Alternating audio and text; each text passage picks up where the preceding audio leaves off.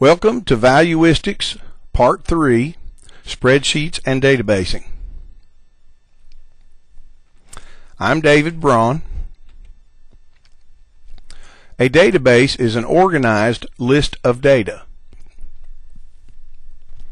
The purpose of a database is to store the data, allow for retrieval of the data, which we call querying.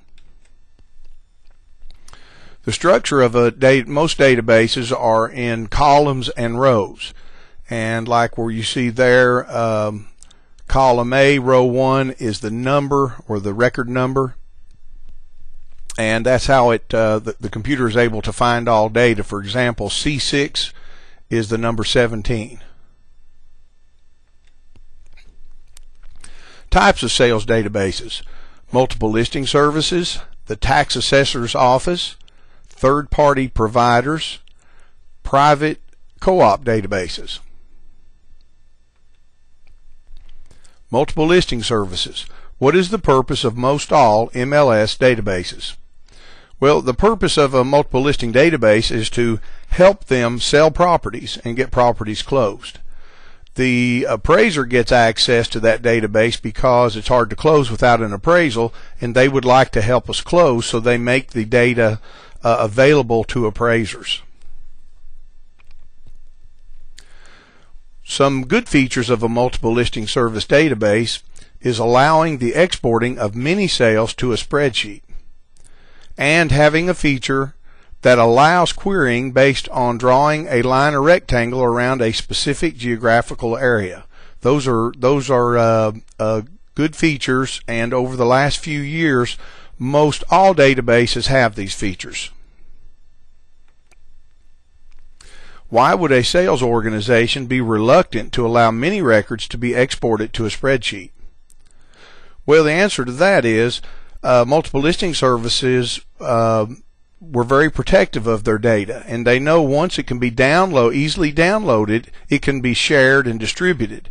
And most MLSs, to get access to their data, you have to sign an agreement that gives you specific instances when you can share data and when you can't share data. So you may have to ask your multiple listing service if you can or cannot share data. For example, you may get an order on the telephone says, I just would like some comps pulled and sent to me in so and so neighborhood. And so if you print out MLS sheets that have prices and other information that may be private and send it, you may or may not be in violation of your MLS agreement. Databases in the works. The National Association of Realtors, NAR, is starting a large database, and it'll be very modern, and I'm sure they'll set up the fields and define the fields in such a way to make it very useful. Fannie Mae is also working on a database, and some of the changes on how they want you to enter data on the form is so that they can in fact take the data off the form and put it into the various cells of the database. So the availability of accessing reliable data will improve dramatically over the next 5 years. So information. Information is when the data is organized in such a way to begin to reveal patterns in the data. A geographical information system, GIS, is an example of the metamorphosis of random data to information. Spreadsheet is a computer application which facilitates the organization and analysis of data. It can serve as a database. In Microsoft Excel, one worksheet can hold over 16,000 columns of data for over 1 million records. Spreadsheets have numerous built-in features. Most can be customized by the user via macros. So a spreadsheet is a very powerful piece of software for the appraiser and other real estate professionals. Scrubbing data. Scrubbing data is the process of converting individual pieces of data to a form or format that can be analyzed. Here's an example. Regression analysis requires all data to be in numeric form.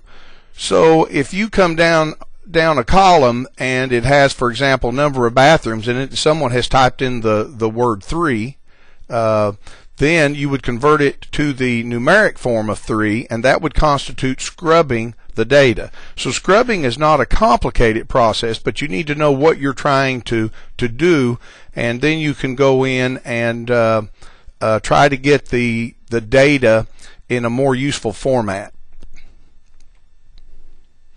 Tip for new users. If you create tables in a spreadsheet, don't leave an entire row or column blank. You know, some people do that to space them out.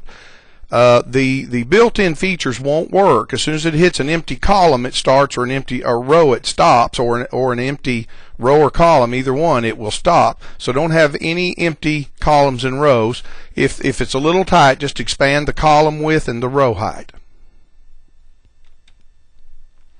Databasing. What can you do to learn more about the specific database that you have access to?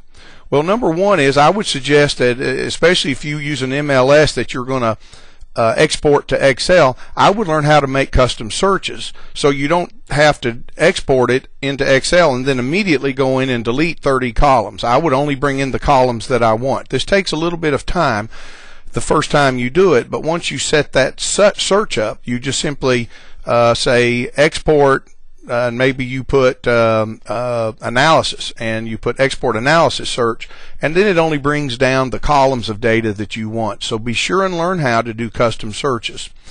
You may also want to be sure you understand what the data fields actually mean. If there's one up there that says date, what date is it? Is it closing date? Is it the date of the listing? And most services will provide you a definition of what each field means. Spreadsheets. What can you do to improve in spreadsheets? Well, if you're new to spreadsheets, the first thing you want to do is go take a 4 to 6 hour Excel class at your local community college. They usually break those into 2 days, so you're there maybe 2 or 3 hours one day, 2 or 3 hours the next day, so it's not a big deal as far as workflow. Number 2 is, I would take the Appraisal Institute 1-day seminar on spreadsheets. I'm close to an expert in Excel, and I went and took that class, and I was very impressed with the class. So, but don't take it before you take the class at your community college. Take a general class, then go take the Appraisal Institute 1-day seminar on spreadsheets. Then practice. Use your spreadsheet anytime an assignment allows for it. So anytime you need to be in the spreadsheet, don't hesitate to flip over there and go to work. And then we're back to the same questions that I want to keep reiterating that we hope will be answered at the end of this series of videos. How will valuistics impact the appraisal profession? How far am I behind the curve? What should I be doing to catch up? Thanks.